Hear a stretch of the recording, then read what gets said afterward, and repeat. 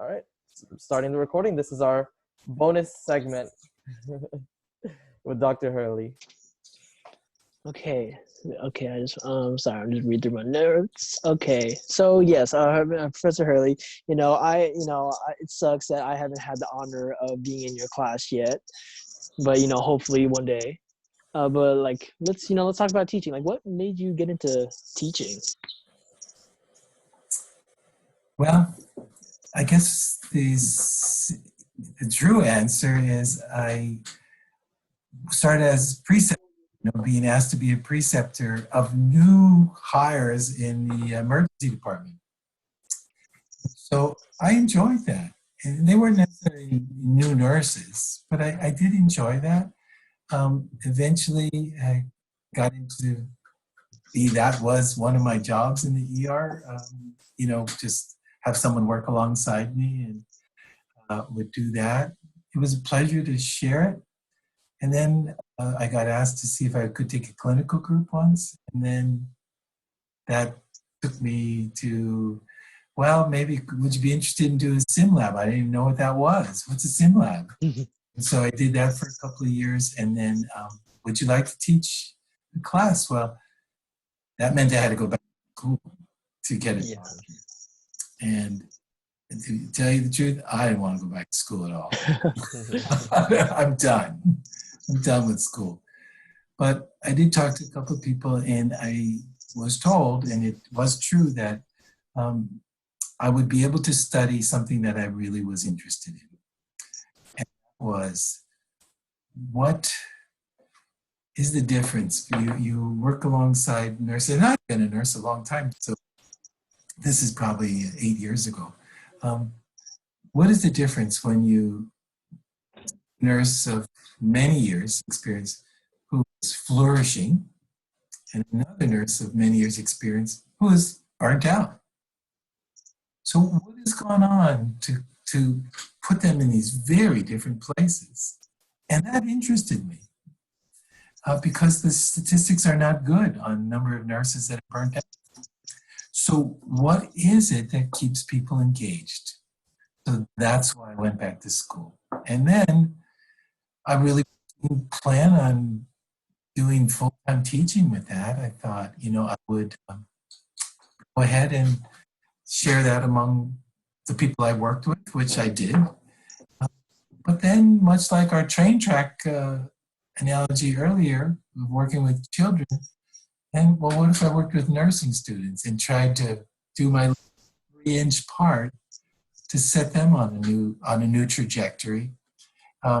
Many students, when I teach 120, when they begin the semester, what brings you to nursing, that kind of stuff. Oh, it's mostly very glamorous and TV, movie kind of thoughts of how dramatic this is going to be. And sometimes it's not dramatic at all. And yet, that's probably where the important work is done, in the common moments of a nurse's life. So I wanted to offer what I could, and maybe it's not a lot, but offer what I could to nursing students that they would carry into their career. And that's how I ended up in teaching. So for me, I'm really at the service of students, is my understanding, to try to help them have a very rich life as a nurse and really contribute something of value to those they care for, and not just climbing career ladders. Mm-hmm. And you were talking about, like, during your doctorate, you were focusing on the topic of burnout. Yeah, well, that and engagement. Like, not only what goes wrong, but what goes right. Mm-hmm. And what happens in both cases. And then sharing that among my colleagues. Mm-hmm. And what was something you did to, like, help yourself with burnout? Because I know you were in the emergency room, and especially maybe in pediatrics oncology, that those are two very, like, all nursing in general is, very stressful, very physically and emotionally demanding. But I think, yeah, especially, peds oncology and emergency room, it's pretty tough. And how did you, what did you do to kind of help you through any burnout that you had? or prevent it? Well, I think it's really important for a nurse to have a reflective practice in their lives, to have reflection space in their lives, space for their, I'll use it my way, for their spirit to breathe. That word spirit means breath. Without it, you don't have much of a spirit. So I think that is crucial, because in the life of a nurse, you face a lot of sorrow and a lot of trauma. You can choose to be part of it in a significant way. And that's a very important place for a nurse to be. So I think it is important, very important, to have a spiritual life of some type. I know we talk about self-care a lot, and I'm for that, as long as it's not self-pampering. Can you talk a little bit more about that? Like, what do you mean by self-pampering? Well, I think it has to be something that strengthens us and not just makes us feel sorry for ourselves and we're going to treat ourselves to this. Mm-hmm. To something that strengthens us to be engaged in this great work of being a nurse, and to be strong in it and want to be present in the full way we can to it. And one of those crucial elements for me, at least, is to recognize a calling. This idea of vocation is really an important one for me. And I think there's many ways to look at that word. But one way is to understand that vocation, if we understand it as a place, it's where your heart's deep gladness, which comes from being part of your deep purpose as a human being, intersects with one of the world's great needs, and that's to be healthy.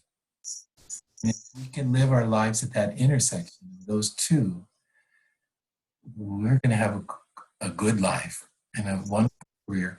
But we don't get there unless we have space to reflect on our place in the world, our own healing, when we are brushed up so close to tragedy, often enough, but to know our place as healers and not as victims. Mm-hmm.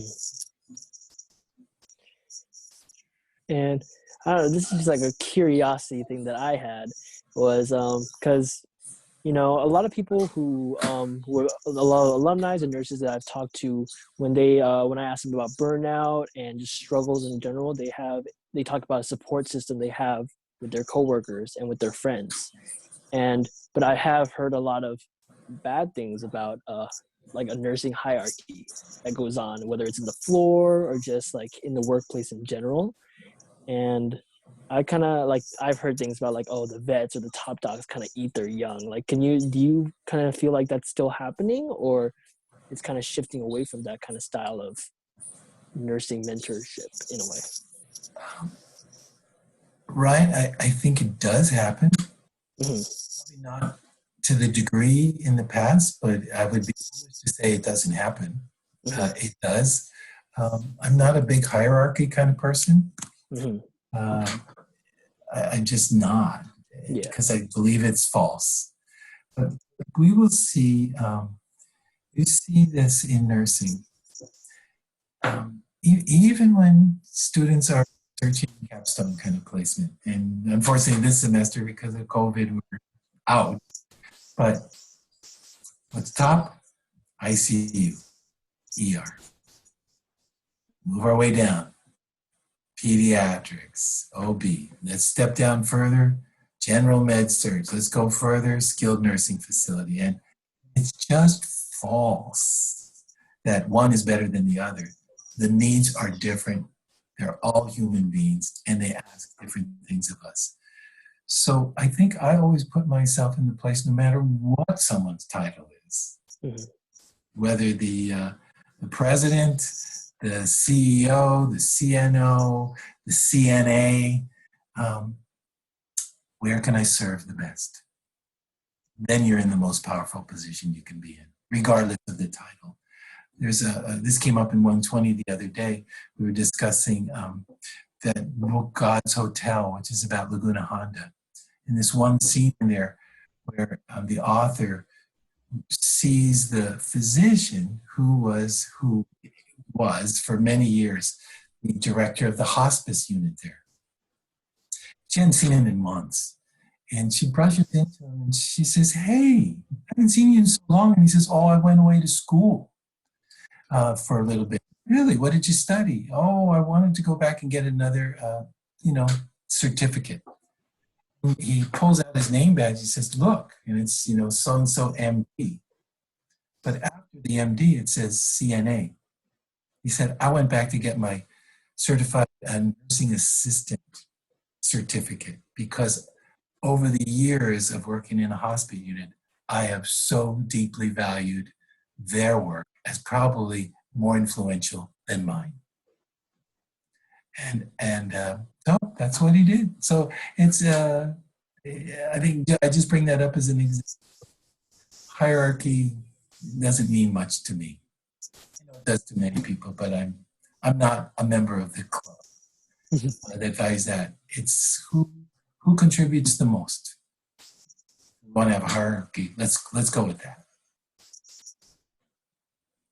And so as a nurse, I would be more focused on how can I contribute the most than the hierarchies. Mm-hmm.